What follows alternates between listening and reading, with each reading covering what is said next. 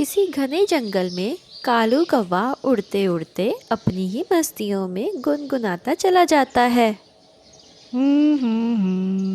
ला ला ला ला ला, हो हो हो।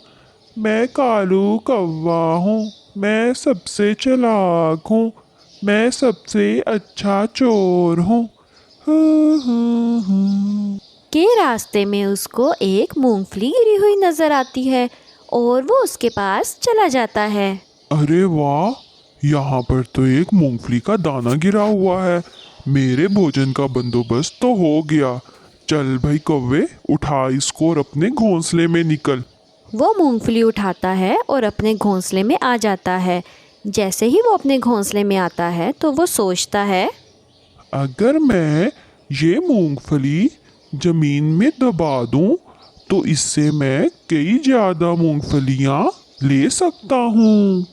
और फिर ये सोचने के बाद कालू कौवा वो मूंगफली लेकर कबूतर के पास जाता है।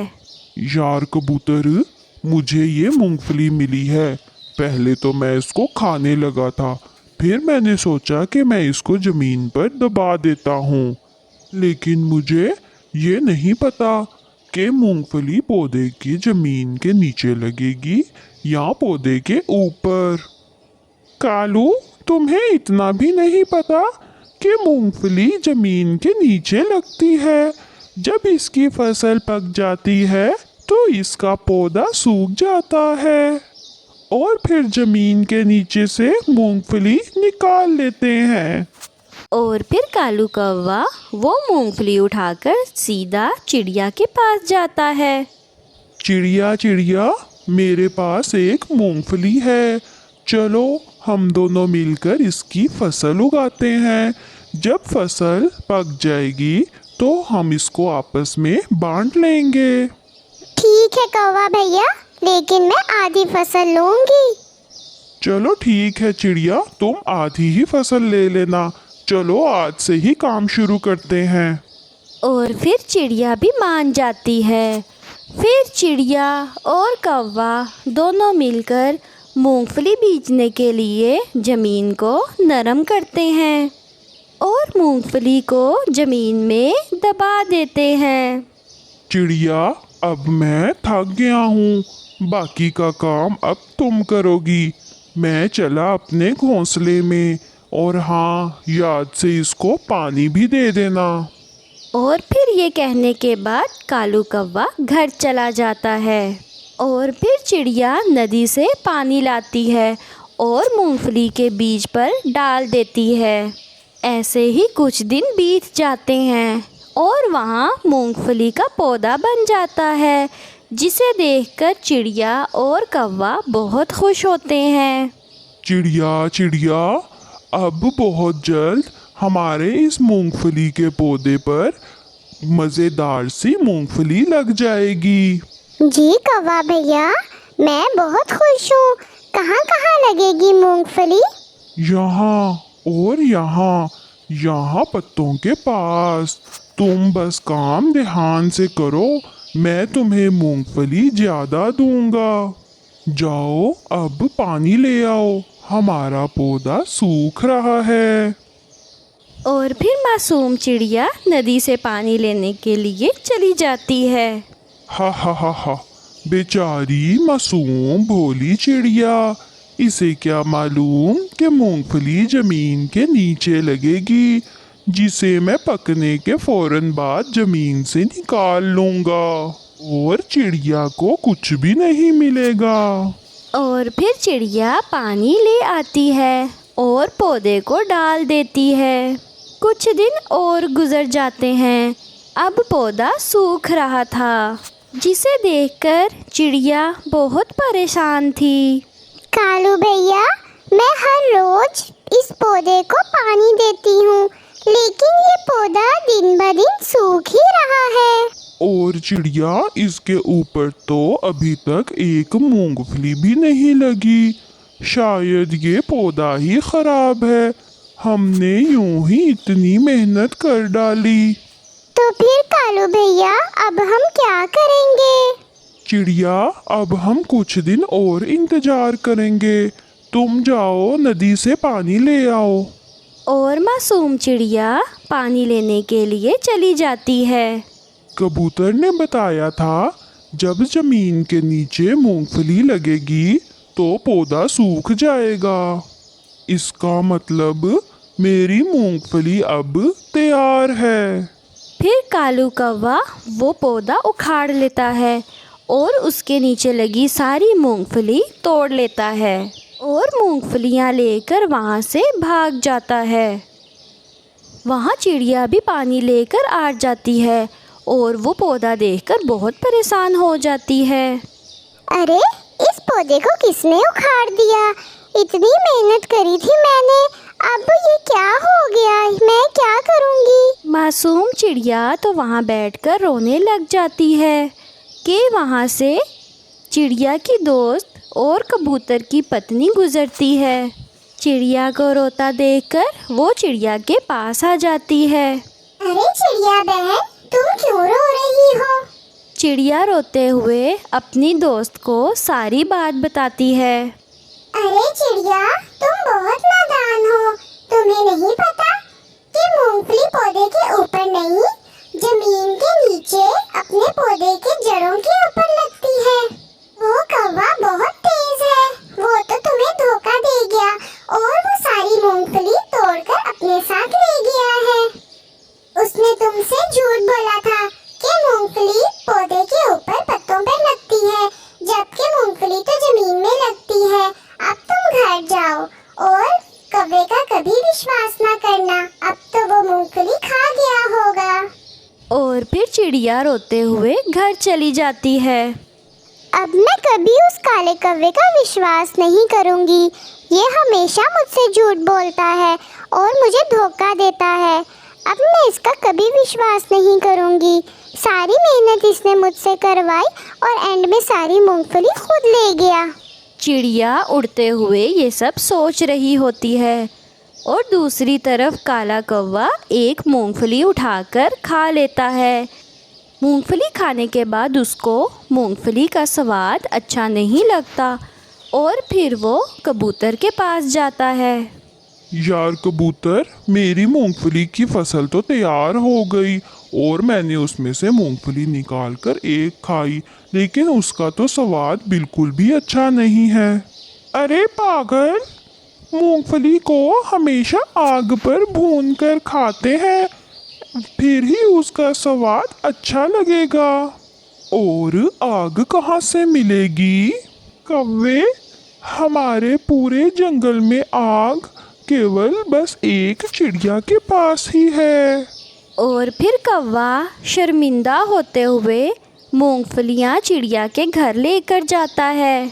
चिड़िया, मैंने तुमसे झूठ बोला, कृपया मुझे माफ करना। मैंने जमीन के नीचे से सारी मूंगफली चुरा ली थी। जाओ, भाग जाओ, मैं तुमसे कभी बात नहीं करूंगी। तुम धोखेबाज हो, तुमने हमेशा मेरा विश्वासघात किया है।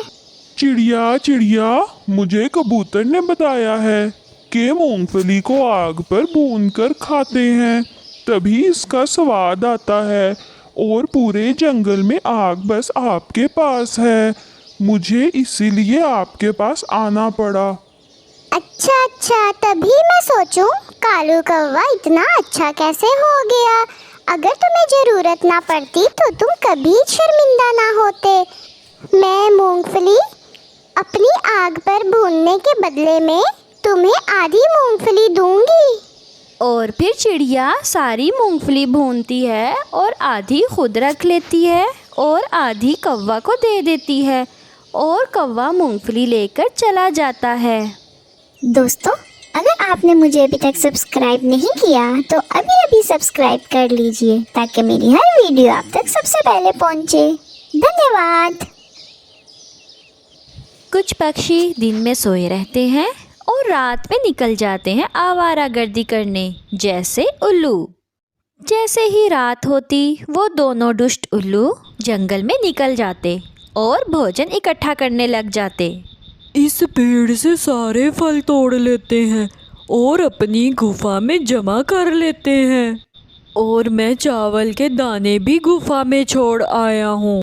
शाबाश छोटे, अगर हम हर रोज हर रात को ऐसे ही भोजन इकट्ठा करते रहे तो वो दिन दूर नहीं कि जंगल के सारे पक्षी जल्द ही ये जंगल छोड़कर भाग जाएंगे और फिर हम अकेले ही इस पूरे जंगल में राज करेंगे, राज।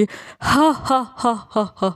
और फिर वो दोनों उल्लू सारी रात जंगल से फल ढूंढ ढूंढ के अपनी गुफा में जमा करते रहते हैं। और फिर सुबह हो जाती है। रात के जाते ही दोनों उल्लू अपनी गुफा में जाकर सो जाते हैं। जंगल के दूसरे पक्षी भी अपना दाना पानी ढूंढने के लिए सुबह सुबह निकल जाते हैं। कबूतर भैया, मैंने कल ही देखा इस पेड़ पर बहुत सारे फल लगे हुए थे, लेकिन एक ही रात में ये पेड़ खाली कैसे हो गया? ऐसा कैसे हो सकता है? कौन खा सकता है एक ही रात में ये सारे फल? मेरे घर के पास चावल के पौधे हैं, वो भी बहुत जल्दी जल्दी ख़त्म हो रहे हैं। ऐसा लग रहा है कोई भोजन खा नहीं रहा, बल्कि चुरा चुरा के अपने घर जमा करता जा रहा है। कौन हो सकता है? ऐसा कौन कर सकता है? हमें इस बात का मालूम करना होगा। हाँ चिड़िया, अगर हमने ऐसा ना किया तो हम तो सभी पक्षी भूख से मर जाएंगे। कालू, सीधे से बताओ, मेरे इस पेड़ से एप्पल सारे तुमने खाए हैं? कल ये पेड़ भरा हुआ था, आज केवल 2 ही एप्पल बचे हुए हैं। कसम ले लो सुंदरी जी, मैंने आज तक इस पेड़ से एक भी एप्पल नहीं खाया, क्योंकि मुझे पता है ये पेड़ आपका है। कौन है? फिर वो कौन है जो हमारे पेड़ से एप्पल चुरा चुरा के खाता जा रहा है? ज़रूर ये मोटी चूंछ वाला मिट्ठू होगा। मैं अभी जाके उस मिट्ठू की क्लास लेती हूँ। नन्ना सुंदरी, सुंदरी जी मुझे ना मारना, मैंने आज तक आपके पेड़ से एक एप्पल भी नहीं खाया। सुन लो मोटी चूंछ वाले मिट्ठू, अगर तुम मेरे पेड़ के आसपास से भी गुजरते नजर आए तो छोड़ूंगी नहीं मैं तुम्हें। कोई और है, कोई और है गौरी जी, मैं चोर नहीं हूँ। चिड़िया का पेड़ भी खाली है और मेरे चावलों का खेत भी किसी ने खाली कर दिया है। अच्छा जो भी है, हमें उसे जल्दी पकड़ना होगा। और फिर रात हो जाती है। पूरे दिन के सोए हुए उल्लू भी उठ जाते हैं। छोटे छोटे उठो, उठो छोटे, रात हो गई है, हम अपना काम शुरू करें। और फिर छोटा उल्लू भी उठ जाता है। चिड़िया का पेड़ भी खाली हो गया है और कौवे का भी। अब हमें जंगल से दाना ढूंढ के लाना होगा। इसका मतलब दूसरे पक्षियों को ना मिलेगा फल और ना मिलेगा दाना। चलो। वो गुफा से निकलते हैं और सारी रात जंगल से दाना इकट्ठा करके अपनी गुफा में रख के तो फिर से वो भोजन इकट्ठा करने चले जाते हैं। वो ऐसा बार बार करते, ऐसा करके वो अपनी गुफा में बहुत सारा भोजन इकट्ठा कर लेते हैं। बड़े, अब दिन होने वाला है, चलो हम जल्दी से सो जाते हैं। और ऐसे दिन की रोशनी होने से पहले पहले वो दोनों उल्लू सो जाते हैं। और सुबह भी हो जाती है। मिट्ठू को कुछ खाने को नहीं मिल रहा था और कबूतर भी भूखा बैठा हुआ था। सुंदरी कव्वी का भी भूख से बुरा हाल था। वो चिड़िया की तरफ जाती है। चिड़िया चिड़िया, अब तो सभी पक्षी भूखे बैठे हुए हैं, जंगल में भोजन की बहुत कमी हो गई है। सुंदरी जी, आप मेरे साथ चलें, हम पुरानी गुफा में चलते हैं, हो सकता है वहाँ हमें कुछ भोजन खाने को मिल जाए।